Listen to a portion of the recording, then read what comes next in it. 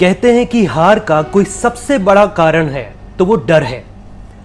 एक बार की बात है, एक गांव में एक किसान बदकिस्मती से अपनी फसलों के नुकसान के कारण वहां के एक साहूकार से कुछ पैसे कर्ज पर लेता है। बढ़ते बढ़ते वो कर्ज इतना ज्यादा हो जाता है कि वो किसान उस साहूकार का पैसा लौटा नहीं पाता। वो साहूकार जो उम्र में काफी बड़ा था, मानो इसी ताक में था। साहूकार ने सोचा कि यही मौका है उस किसान की खूबसूरत बेटी से शादी करने का।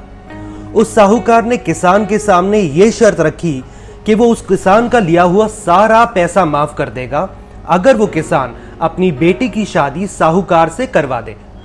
शर्त सुनकर दोनों, किसान और उसकी बेटी, बहुत डरे हुए से थे। उस साहूकार ने किसान और उसकी बेटी से कहा कि वो एक खाली थैले में एक सफेद और एक काला कंकड़ डालेगा। उस लड़की को फिर उस थैले में से एक कंकड़ निकालना होगा। अगर उसने काला कंकड़ निकाला तो वो साहूकार से शादी करेगी और उसके पिता, उस किसान का सारा कर्ज माफ हो जाएगा। और अगर उस लड़की ने सफेद कंकड़ निकाला तो उसे साहूकार से शादी करने की कोई जरूरत नहीं है, पर तब भी उसके पिता का सारा कर्ज माफ कर दिया जाएगा। पर अगर उस लड़की ने कोई भी कंकड़ निकालने से मना किया तो उस किसान को काल कोठरी में डाल दिया जाएगा। अब वे सब लोग उस साहूकार के घर पर बने बगीचे में खड़े थे, जहां पर बगीचे के बीचों बीच बहुत सारे काले और सफेद कंकड़ रखे थे।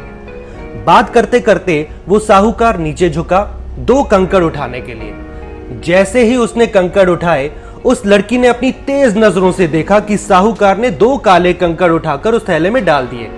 अब उस साहूकार ने उस लड़की से एक कंकड़ निकालने को कहा। लड़की ने थैले में हाथ डाला और एक कंकड़ निकाल लिया और बिना उस कंकड़ की तरफ देखे जानबूझकर नाटक किया गिरने का, और उस कंकड़ को जो उसके हाथ में था नीचे की तरफ फेंक दिया। अब वो कंकड़ बाकी के कंकड़ों में मिलकर गुम हो चुका था। अरे अरे, ये मुझसे क्या हुआ, वो लड़की बोली। पर कोई बात नहीं, आप थैले में देखिए और बताइए कौन से रंग का कंकड़ है, इससे पता चल जाएगा मैंने कौन से रंग का कंकड़ उठाया था। देखिए, इसी तरह जिंदगी में कई बार जरूरी होता है अलग तरीके से सोचना। कई बार जरूरी होता है नियमों को अपनी सुविधा के अनुसार बदलना।